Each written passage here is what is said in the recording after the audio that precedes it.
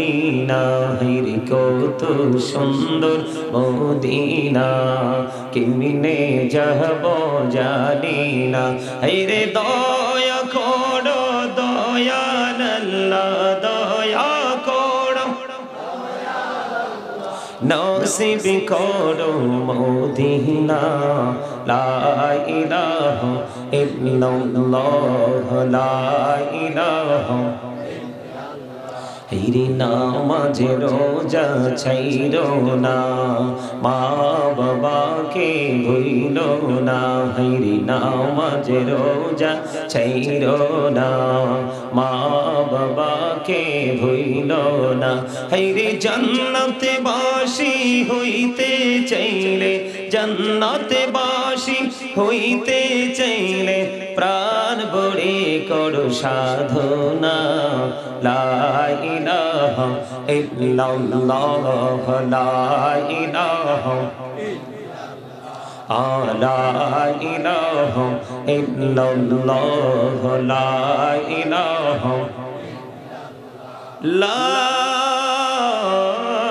ইলাহা ইল্লাল্লাহ মুহাম্মাদুর রাসূলুল্লাহ সাল্লাল্লাহু আলাইহি ওয়াসাল্লাম আল্লাহ আল্লাহ আল্লাহ আল্লাহ আল্লাহ আল্লাহ আল্লাহ আল্লাহ আল্লাহ আল্লাহ আল্লাহ আল্লাহ পাগল পাড়া মনটা শুধু খুঁজে দিবানিশি কেমন করে বলবো গো দয়াল কেমন করে বলবো গো দয়াল তোমায় ভালোবাসি আল্লাহ আল্লাহ আল্লাহ আল্লাহ মহব্বতে আল্লাহ আল্লাহ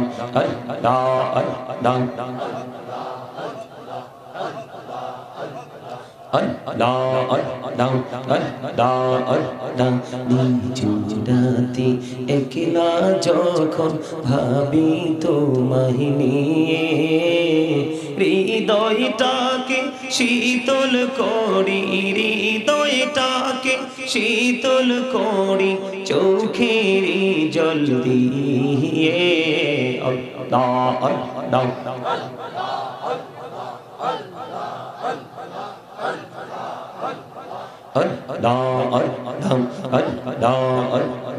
এই পৃথিবী বড়ই নিঠুর নেই তো ভালোবাসা আওয়ালা কেরে পাবো গো তোমায় আওয়ালা কেরে পাবো গো তোমায় এই তো মনে আশা আল্লাহ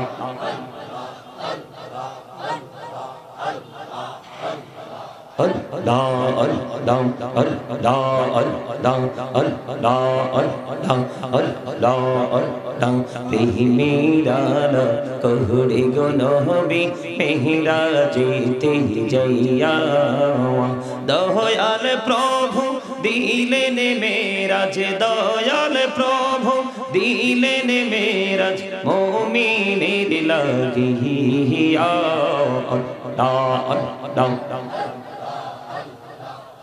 मोहब्बते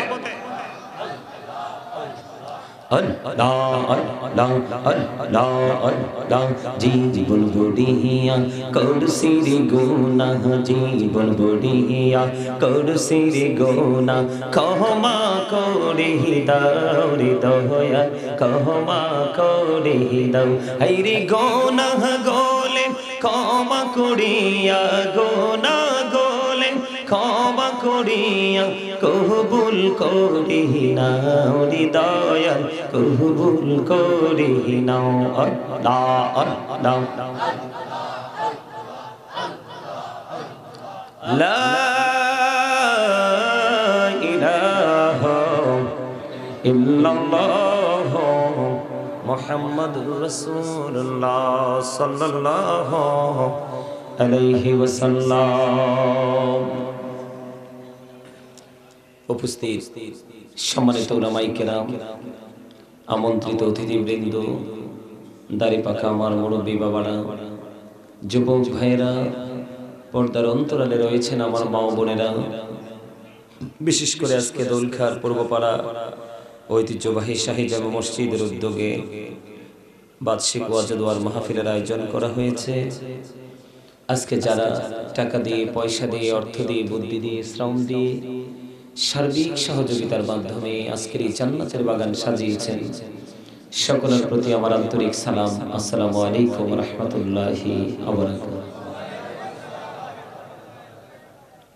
আমরা আল্লাহ রাব্বুল আলামিনের দরবারে লক্ষ কোটি শুকরিয়া জ্ঞাপন করছি যে মহান রব্বুল আলামিন আজকে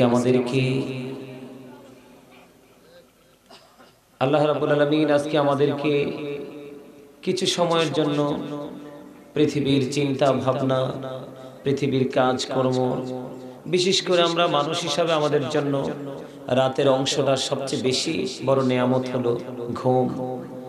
আমরা সেই ঘুমকে পর্যন্ত বিসর্জন দিয়ে আমরা জান্নাতের বাগানে উপস্থিত হতে পেরেছি এবং তার সাথে সাথে আমরা আল্লাহর হাবিবের শানে মুক্তাসার ভাবে দরুদ, আল্লাহর জিকির করার তৌফিক আল্লাহ আমাদেরকে দিয়েছেন। সেই শুকরিয়া তার সকলে একবার বলুন আলহামদুলিল্লাহ, আরো জোরে বলুন আলহামদুলিল্লাহ। সম্মানিত উপস্থিতি, আপনাদেরকে আমি বিনীতভাবে অনুরোধ করব, আপনাদের সামনে ফাঁকে ফাঁকে অনেক গ্যাপ দেখা যায়। আপনাদের সামনে ফাঁকে ফাঁকে কি দেখা যায়? অনেক গ্যাপ দেখা যায়। আপনারা নিজ নিজ দায়িত্বে একেবারে মৌচাকে যেইভাবে মৌমাছি বসে ঠিক সেইভাবে আপনারা বসতে হবে। সবাই আসেন, সবাই পিছনে কিছু নেই, সামনের দিকে। যদি সত্যিকার অর্থে আলোচনা শোনার ইচ্ছা আপনাদের থাকে তাহলে আমার বিশ্বাস এই প্যান্ডেল শেষ পর্যন্ত জায়গাও হবে না, এটা আমার বিশ্বাস। বাকিটা আল্লাহ জানে। এজন্য আপনারা আগে থেকে নিজেরা নিজেদের মতো করে সুন্দর করে একবারে চেপে চেপে আপনারা সবাই সামনের দিকে এসে, কারণ জান্নাতের বাগান ফাঁকা, সামনের জায়গা ফাঁকা রেখে পিছনে বসা এটা কখনোই কি দেখায় না, সুন্দর দেখা যায় না, এবং এটা আদবও না। জান্নাতের বাগানে আসার পরে আপনার প্রথম কাজ হলো আদবের সাথে বসা। সবাই আসেন। এই যে আপনারা পিছনে বসে আছেন কেন? আপনারা যারা আলোচনা শুনতে আসছেন সবাই আমার কাছে চলে আসেন, আর যাদের যাওয়ার ইচ্ছা আছে এই সুযোগে।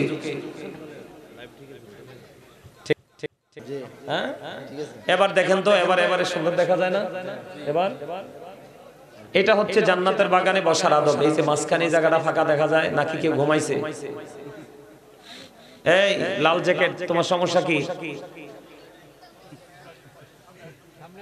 এই জায়গা তোমার সামনে ফাঁকা জায়গা রাখলে আরেকজন এসে বাইরে দাঁড়ায় থাকবে। শীতের দিন তোরে ভাই, তোমরা বুঝো না কেন?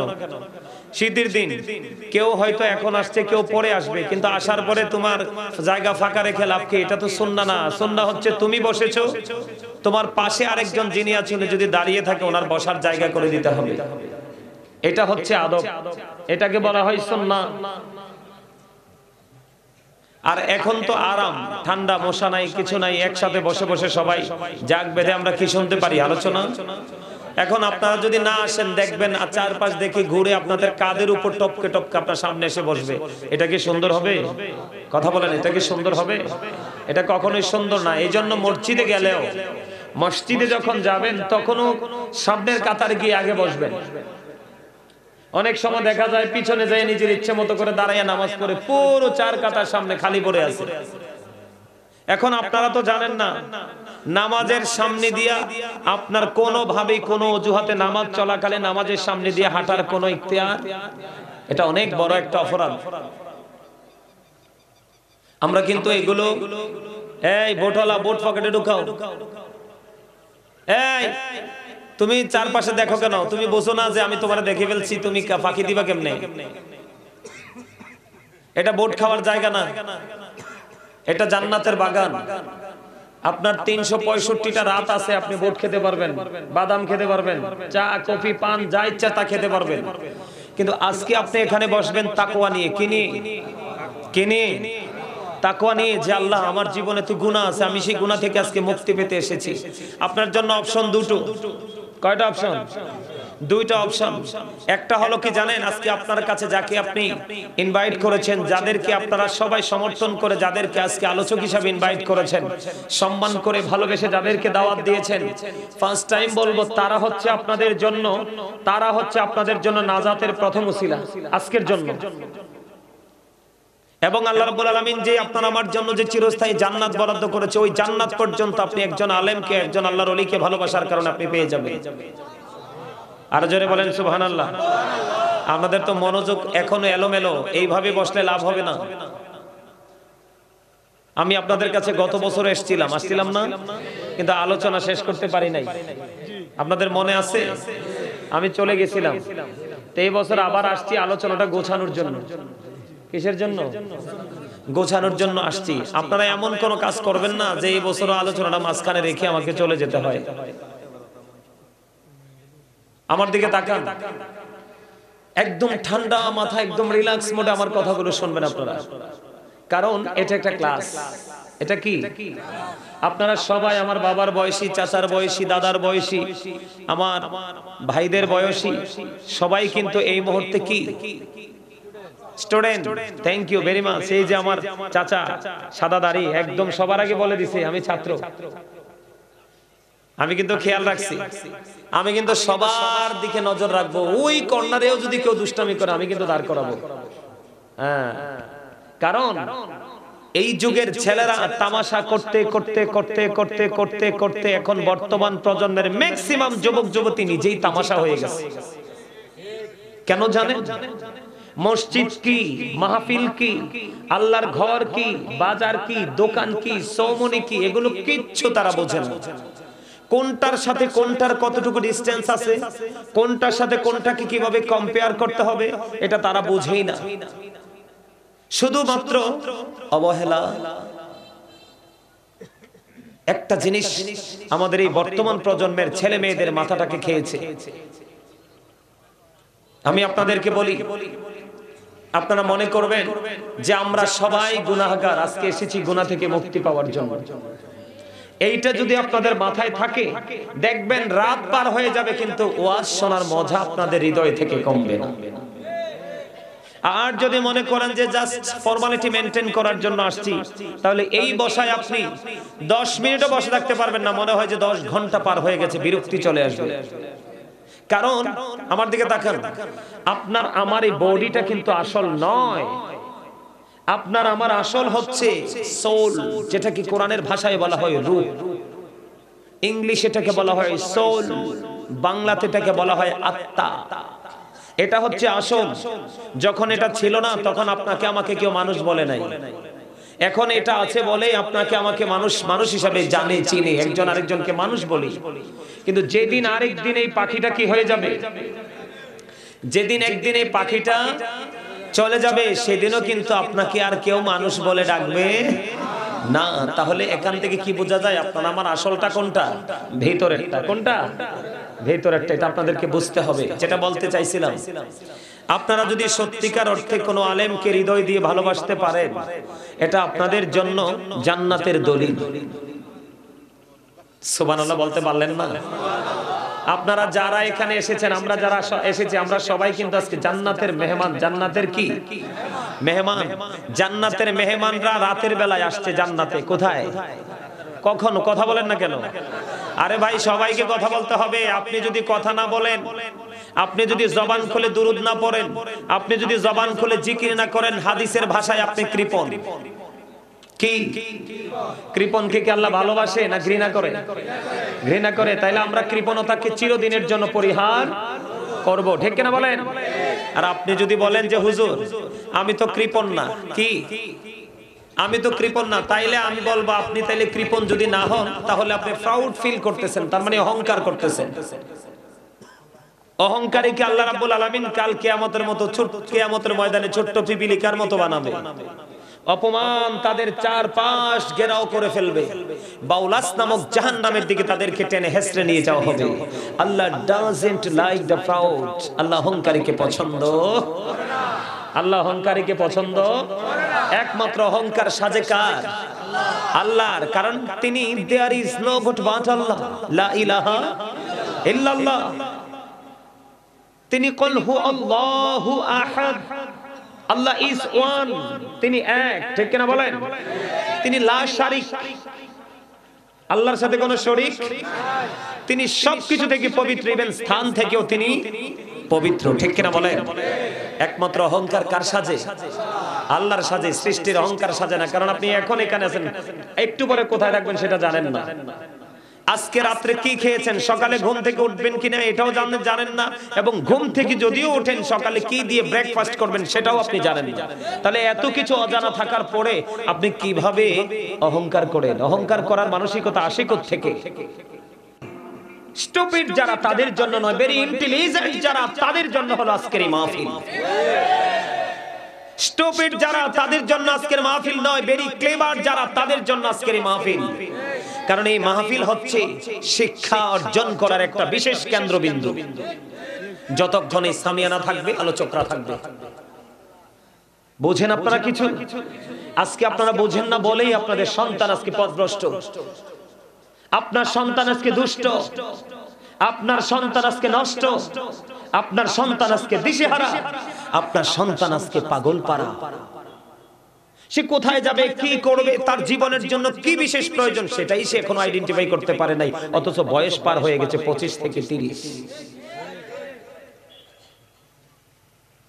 সম্মানিত উপস্থিতি, বাবা হয়েছেন আপনারা, পর্দার আড়ালে আছেন মা বোনেরা, আমি বলে যাই আপনাদেরকে, প্রত্যেকটা পিতামাতাকে বলবো, every parent should take care their children very carefully. প্রত্যেকটা পিতামাতার উচিত তার সন্তানের দায়িত্ব যত্ন সহকারে পালন করা। আর আমরা সন্তান হিসেবে যদি we should obey our parents, আমাদের প্রত্যেকের উচিত আমাদের পিতামাতাকে মান্য করা। তার কারণ paradise of the child under the feet of the mother, মায়ের পায়ের নিচেই সন্তানের জান্নাত, ঠিক কিনা বলেন? কোথায় আছেন আপনি? আপনি বাবা হিসেবে কি সন্তানের দায়িত্ব পালন করেছেন? একবার কি খবর নিয়েছেন, খোঁজ নিয়েছেন সন্তানদের জন্য আপনাকে কি করতে হবে? আল্লাহ কি বলেছে, রাসূল কি বলেছে? আপনি কিন্তু একা একা নামাজ পড়ে, একা একা খাবার খেয়ে, একা একা দান করে আপনি কখনোই সফল হতে পারবেন না। সেই আলোটা আপনার ক্ষমতা অনুযায়ী সবার মধ্যে প্রতিষ্ঠিত করতে হবে। এর মধ্যে মাস্ট বি আপনার সন্তানের মধ্যে। কারণ Allah is only none, follow his law and light for eternal success. আপনি যদি চিরস্থায়ী সফলতা অর্জন করতে হয়, আপনাকে ফলো করতে হবে ল এন্ড লাইট, কোরআন এবং হাদিস, আল্লাহ এবং আল্লাহর হাবিব। জোরে বলেন না সুবহানাল্লাহ। কেন জানেন? কেন জানেন? Allah of the first pillar is the lord of world, রব্বুল আলামিন। মুহাম্মদ রাসূলুল্লাহ সাল্লাল্লাহু আলাইহি সাল্লাম is the blessing for the world, রাহমাতাল লিল। কি চমৎকার ডিজাইন না? কথা বলেন না। একজন হলো স্রষ্টা, আরেকজন হলো সৃষ্টি। স্রষ্টার সাথে কিন্তু সৃষ্টি কোনোভাবেই ম্যাচ হয় না, কিন্তু প্রেমের কারণে কি হয়ে গেছে? সুবহানাল্লাহ বলেন না, আরো জোরে বলেন, আরো জোরে। শুধু ম্যাচিং না, নবীজি বলে I am from the light of Allah.